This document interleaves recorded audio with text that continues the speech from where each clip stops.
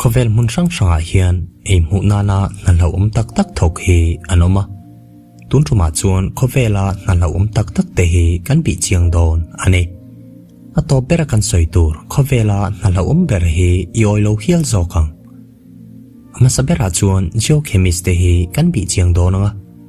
geochemist te hi ani na taka chuan volcano scientist ni in an na per chu lava sample la khom hi ani lava sample tharlam nei tur hi chuan tlangkang a thlenzo hlim hlota geochemist te hian a hmun hi an pan ngal angaya a hna hi a hlauhawm hle lava temperature hi degree celsius sang khan zan hi sa the ni thein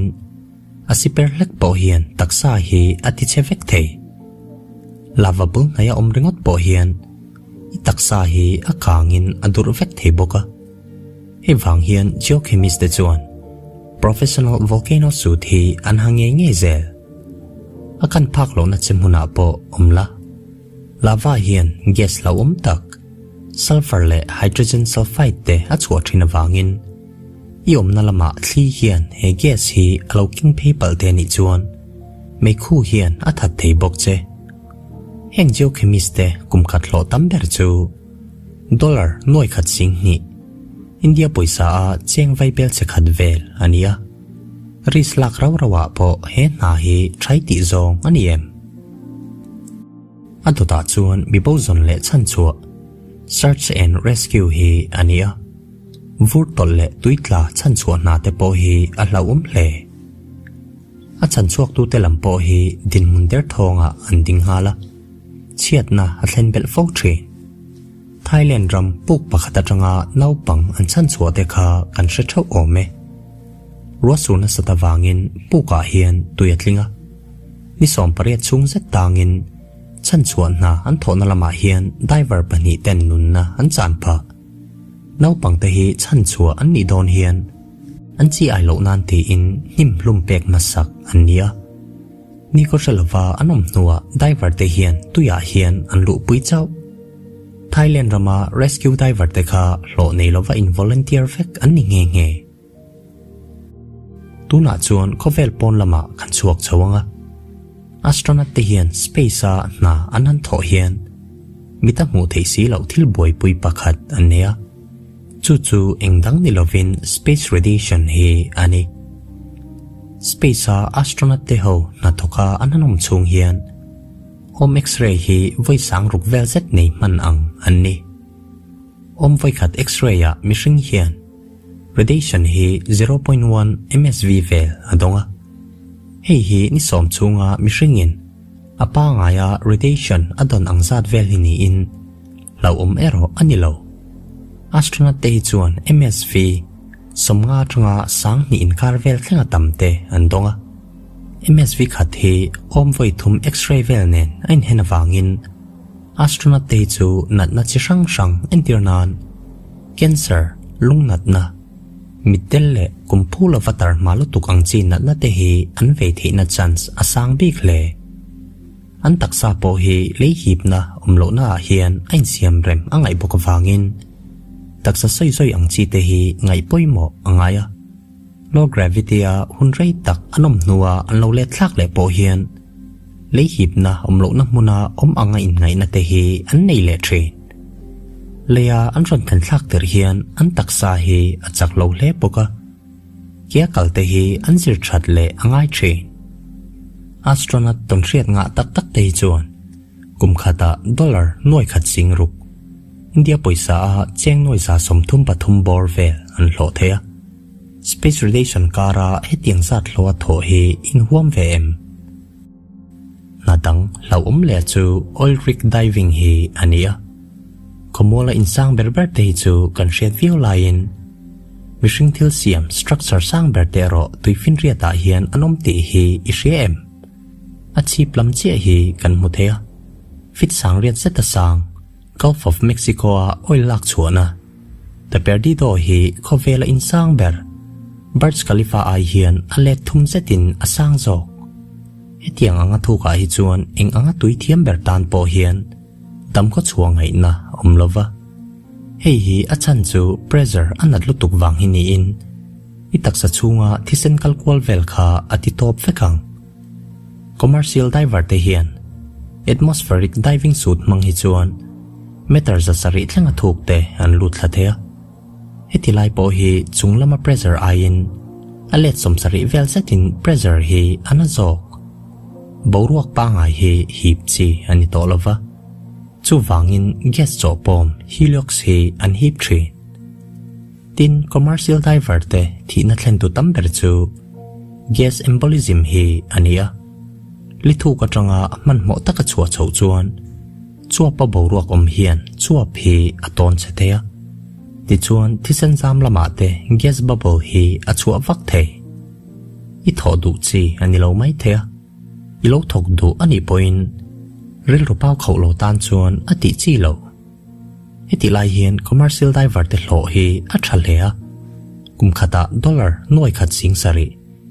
India poisa cheng noi za somli pani borvel set an hlo the wangin nun der thonga da man hi om thung an to ta chuan bong pakol chunga chuan bull riding lama hian kan kal lenga bull riding hi kumsanga kalta bronze age hun lain Minoan society chuan an lo war to tuna chuan US le Mexico ate po hetianga bong pakol chunga chuan hi azon na tlak atling to bull rider te hi hliam nei mia lova an career mangzauta soitur hi an la om mia lova hliam nei zinga za somni paruk te chu thlathum chung na tok theilovin anom top train bull riding hi ho angreng takin an langma se sumatam hle Pro Bull Riding World Championship season tina hian World Champion in sumfai dollar magtaduai khat India poisa a cheng noi zariat chuang zet andong train Bull Rider zinga chuan JB Moni hian sum high loot number record alo siam to inti siak na tanga loman adon zongjong bil khom hi dollar magtaduai sari India poisa a cheng vai bel se somnga pariat chuang zet akai tuna chuan fighter jet pilot te hi kan pi chiang ve lenga fighter jet khaltur hi chuan akumakum chuang training hi nei masak phot angai commercial aircraft te hi fit sing li vela sanga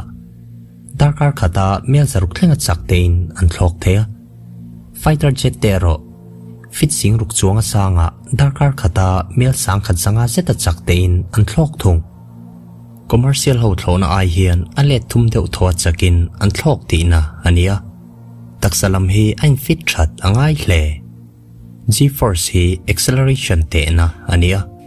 internan astronaut te rocket manga ka chau an ni don hian 3G vel ni in mishing te hi 4G force thlenga chakin kandam the 6G a hi chuan thi na athleng thei to heti lai hian fighter jet pilot te hian 9G te anan tong patrin achak wang lai ber hi second rail te chung chau ani thina nima sela pilot te po hi ni ko shalava anom chang te om ve thin hetiang lam kong zo to ri chuan waisen angai hlea an hlo po hi a tha in kum khata dollar noi khat singa India poisa a cheng noi za somni panga te an hlo kai thei thung atota chuan sangaman fishing hi anilea sangaman te hi chu a ha dam tura ingai mai the heti lai hian sumdona tana sangaman nero adang hlak thunga tuifon le thlite na satak kar na thok an ni angin